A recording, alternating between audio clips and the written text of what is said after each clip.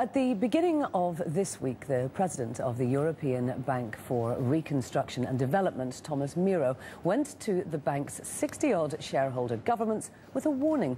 He said that they risk damaging their own economic prospects if they don't support weaker nations in Central and Eastern Bloc. Well, we are delighted that after a very busy week, which also saw him travel to Russia to evaluate the effect of the banking crisis on banks there, he fought off the volcanic dust clouds to be our candidate on this week's Meet the Boss. Thomas, thank you very much indeed for being here. Good morning. Let's look a little bit at your outlook for Central and Eastern Europe. They've had a terribly difficult time in this recession. How do you assess their recovery? Well, things are improving in the region. But in an uneven and in a fragile way. So the basic assumption is that, yes, growth will be returning, but to lower levels, and there are clearly risks on the downside. Countries like Hungary, Latvia, Romania, they barely avoided bankruptcy.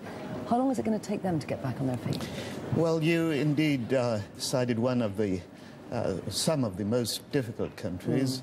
Latvia has lost something like 20% of its GDP, so that certainly will take a while.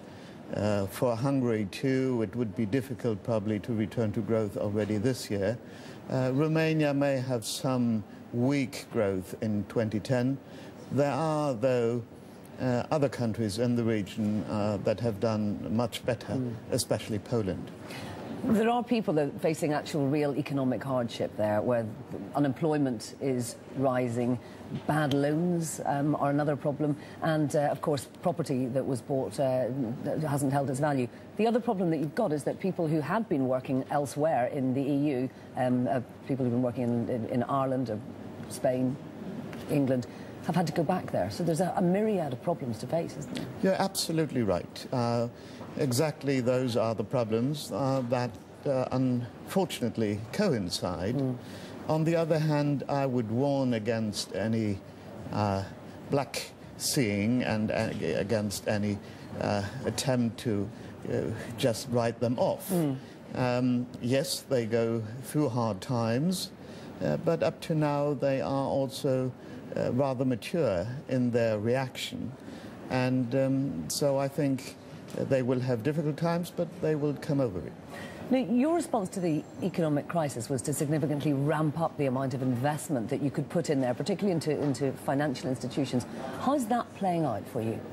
Well, first of all, what we wanted to do, and what I think we succeeded in doing together with others, was to stabilize the banks. Everyone knows nowadays how dangerous it is if there's any bank collapse or any bank run. So this could be prevented. Now it will be much more about helping the real sector, the real economy, the corporates, especially the small and medium-sized companies, to get to loans and credits. Well, I was just going to ask you about the small and medium-sized companies. They've been hit hard, and in Central and Eastern Europe, they can really only go to the banks for funding. And of course, the banks don't want to lend. That's a difficult situation, isn't it? Is that where you step in? Exactly. I mean, the bigger companies have already yet access to capital markets. They can issue bonds. But for the small and medium-sized companies, it's extremely difficult. And therefore, we especially supported the subsidiaries of great Western banks in the region, so to make them on-lend to this sector. Now, of course, to do all that, you could do with an awful lot more funding. There is talk that when you go to Zagreb in May, you're going to be looking for something like a 50% increase in capital to €30 million. Is that realistic? It is. Our board of directors have unanimously voted in favor of this recommendation that I've put to them. So I would expect that, yes, there will be a wide unanimity of shareholders voting for it. They are very well aware of the risks in the region, and they are ready to support. Now, do you think we're going to see, and would it be good to see, further integration between the EU and the Central and Eastern Europe? Is that what has to be done to facilitate that? The answer is yes, it should.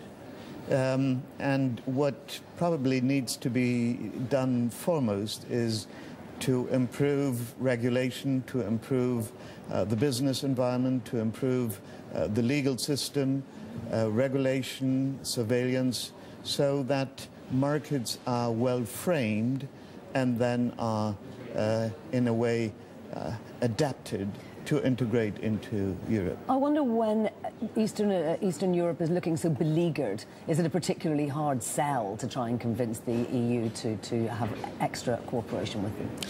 Well, the EU is doing a lot in terms of funding, in terms of concrete support.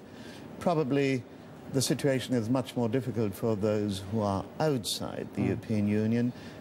Take a country like the Ukraine, a big country with something like 46, 48 million people, and not being close to the European Union, they have a much more difficult situation to cope with the problems than others. Just before we go, would you like to see more countries actually joining the EU? Is that something you think is likely? I think it's about the southeast of Europe.